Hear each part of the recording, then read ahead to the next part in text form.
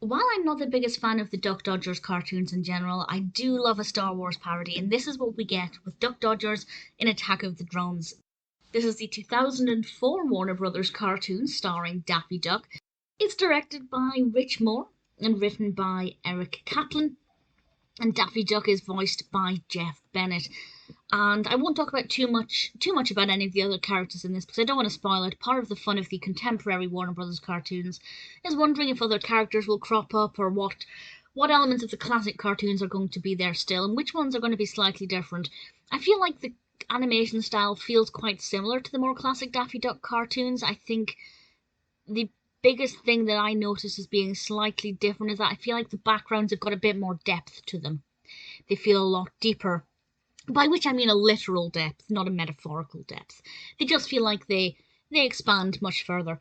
But generally, the style is pretty similar. And if you hadn't told me the date of this, or if I hadn't looked at it, it wouldn't have been immediately obvious.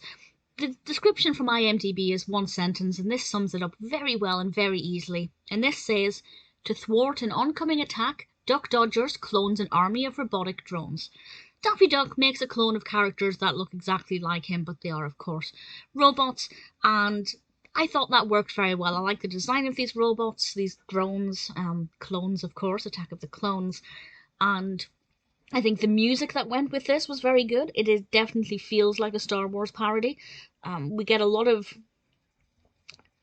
quick editing. It's a very quick cartoon. A very lot, that makes sense. A lot happens in a very short space of time. But I think it develops very well. It's not too chaotic. It doesn't feel scattered. It feels well structured, but it is very quick and a lot does happen. And as soon as you've come to terms with one thing, it's moving on to the next. I don't think it's the most hilarious Daffy Duck cartoon in terms of the comedy. I didn't think there were that many visual gags. Some of the dialogue was okay, but not that funny.